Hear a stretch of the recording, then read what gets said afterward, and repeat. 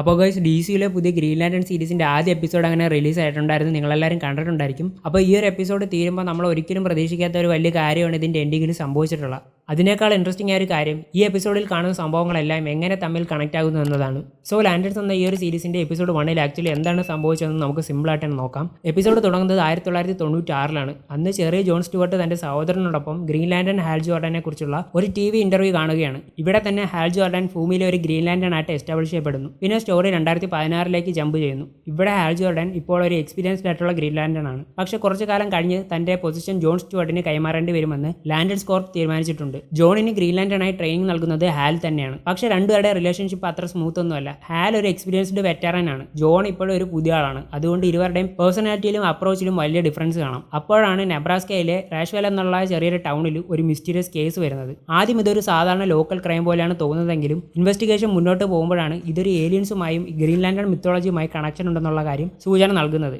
ഹാലിന് ഈ ഒരു ടൗണുമായി ഇതിനു മുമ്പ് തന്നെ ഒരു കണക്ഷൻ ഉള്ളതായി എപ്പിസോഡിൽ സൂചിപ്പിച്ചിട്ടുണ്ട്. ജോൺ സ്റ്റുവർട്ടിനെ കൂടെ കൂട്ടി ഹാൽ ഈ ഒരു മിസ്റ്ററി ഇൻവെസ്റ്റിഗേഷൻ ചെയ്യാൻ തുടങ്ങുന്നു. പക്ഷേ ഇവർ അന്വേഷിക്കുന്നതിനിടയിൽ തന്നെ എപ്പിസോഡ് നമ്മളെ മറ്റൊരു ടൈം ലൈനിലേക്ക് കൊണ്ടുപോകുന്നു. 2026 ഇവിടെ വെച്ചിട്ടാണ് എപ്പിസോഡിന്റെ ആ ഒരു എൻഡിങ്ങിലുള്ള വലിയ സംഭവം നടക്കുന്നത്. ജോൺ സ്റ്റുവർട്ട് റാഷ്വലിലേക്ക് തിരികെ പോകുമ്പോൾ ഹാൽ ജോർഡന്റെ ഡെഡ് ബോഡിയാണ് കണ്ടെത്തുന്നത്. ഹാലിന് വെടിയേറ്റതായിട്ടാണ് കാണിക്കുന്നത്. പക്ഷേ ഏറ്റവും ഇമ്പോർട്ടൻ്റ് ആയിട്ടുള്ള കാര്യം ഹാലിന്റെ കയ്യിലെ ഗ്രീൻ ലാന്റേൺ റിംഗ് അവിടെ ഇല്ല. അപ്പോൾ നാച്ചുറലി ഒരു വലിയ ക്വസ്റ്റ്യൻ വരും, ഹാലിനെ ആരാണ് കൊന്നത്, എന്തിനാണ് കൊന്നത്, റിംഗ് എവിടെ പോയി? ഇവിടെയാണ് എപ്പിസോഡ് നമ്മളോട് പറയുന്നത് ഇതൊരു നോർമൽ സൂപ്പർ ഹീറോ സ്റ്റോറി അല്ലെന്ന്. ഇതൊരു മർഡർ മിസ്റ്ററിയാണ്. ഹാൽ ജോർഡന്റെ ഡെത്ത് അന്വേഷിക്കുന്ന ജോൺ സ്റ്റുവർട്ടിനെ ആയിരിക്കും. അതേസമയം 2016 ടൈം ലൈനിൽ ഹാലും ജോണും എങ്ങനെ ഈ ഒരു മിസ്റ്ററിയിലേക്ക് എത്തി എന്നതും നമ്മൾ പതിയെ മനസ്സിലാക്കും. അതുകൊണ്ട് ഈ ഒരു എപ്പിസോഡ് 1-ൽ നമുക്ക് കിട്ടിയിരിക്കുന്നത് ആൻസേഴ്സിനെ കാട്ടി കൂടുതൽ ക്വസ്റ്റ്യൻസ് ആണ്. ഹാൽ ശരിക്കും മരിച്ചോ? റിംഗ് ആരുടെ കയ്യിലാണ്? റഷ്വെല്ലിലെ ഈ ഒരു സംഭവങ്ങൾക്ക് പിന്നിൽ ഏലിയൻസ് ആണോ, അതോ ഇതിന് പിന്നിൽ മറ്റെന്തെങ്കിലും വലിയ കോൺസ്പിറസീസ് ഉണ്ടോ? ഈ ഒരു എപ്പിസോഡിൽ ഇതിനുള്ള ആൻസേഴ്സ് ഒന്നും അവർ തന്നിട്ടില്ല. ഈ ഒരു മിസ്റ്ററി തന്നെയായിരിക്കും സീസൺ 1-ന്റെ മെയിൻ സ്റ്റോറി ആയിട്ട് സെറ്റ് ചെയ്യാൻ പോകുന്നത്. ഇനി ഒരു ഇൻട്രസ്റ്റിംഗ് കാര്യം,